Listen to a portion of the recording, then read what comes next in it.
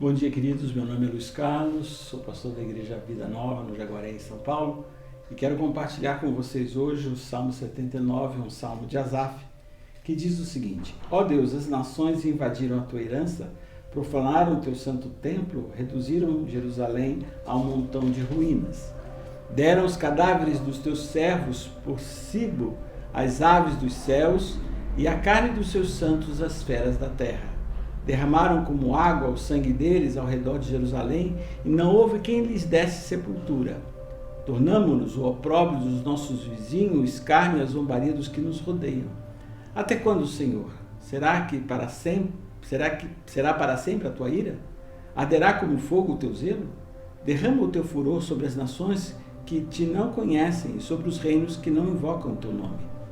Porque eles devoraram a Jacó e lhe assolaram as moradas.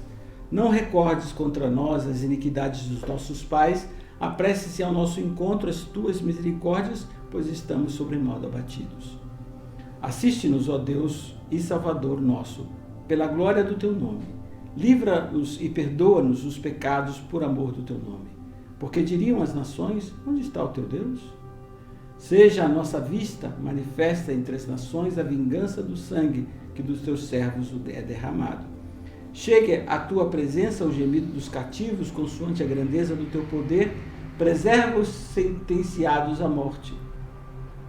Retribui, Senhor, aos nossos vizinhos 7 vezes tanto, e o opróbrio com que te vituperaram. Quanto a nós, teu povo e ovelhas do teu pasto, para sempre te daremos graças, de geração em geração proclamaremos o teu louvor. Os teus louvores, melhor dizendo. E aqui fala da destruição do templo. O templo foi destruído uma única vez dentro da história que onde Asaf e os cantores atuavam. O templo foi destruído efetivamente uma vez quando os babilônios entraram em Jerusalém e levaram a Israel cativo.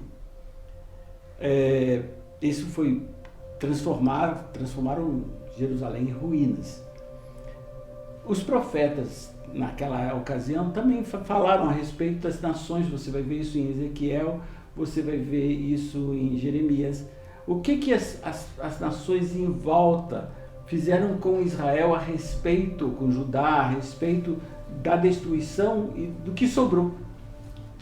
E aqui fala que os nossos vizinhos se regozijavam e faziam com que o opróbrio, a destruição, se tornasse mais agressiva ainda. Em alguns textos dizem que eles ficavam nas encruzilhadas pegando quem fugia. E não só pegando quem fugia, tomando como escravo, vendendo como escravo, aproveitando o espólio da guerra, a destruição, para poder infligir mais destruição ainda. Em muitos desses povos eram parentes. Você vai ver os edomitas, você vai ver os que eram irmãos, parentes, primos, você vai ver os moabitas, você vai ver os amonitas. Tinha gente mais complicada, né? Os fenícios, as pessoas do norte, os sírios, que sempre estavam em guerra com Israel, sempre tiveram pinimbas uns com os outros. Mas aqui fala de que quantas pessoas estão tão próximos de nós, em vez de nos desejar o bem, nos desejam o mal. Isso acontece até com igrejas, familiares, pessoas que de alguma forma sentem algum tipo de inveja, algum tipo de rancor, algum tipo de mágoa, principalmente se você tem um relacionamento com Deus. Se você anda com Deus e vive com Deus, essas pessoas, mesmo parentes, vão ficar meio... Como assim ele está mais com Deus do que conosco? Como ele busca mais a Deus do que com a família? Quase sempre tem esses questionamentos. E quando acontece alguma coisa difícil e ruim, e apontam o dedo. Porque... Obviamente que não agem como essas nações agiram, mas quase sempre haverá julgamentos e destruição. O salmista está clamando a Deus por socorro. Se você olhar a história do que aconteceu com a destruição do templo, você vai perceber que os reis que promoveram de Judá, que tiveram como disciplina a destruição da sua cidade, do seu povo e de suas famílias, porque também houve isso, famílias foram destruídas, eles dificilmente buscavam a Deus e por isso foram destruídos. Então coube a quem assistia no santuário para buscar a Deus, que eram os filhos de Asaf, os cantores, as pessoas que estavam comprometidas com Deus, que vão e tomam a frente dessa busca pelo socorro divino. Eu não sei o que você faz na sua vida, na sua igreja ou na igreja que você assiste ou você está assistindo, na Vida Nova. Talvez as pessoas que você gostaria que tivesse alguma iniciativa, às vezes elas não a têm. Mas isso não te isenta de buscar a Deus. E aqui mostra que os filhos de Asaf foram em direção a Deus, pedindo socorro, Deus.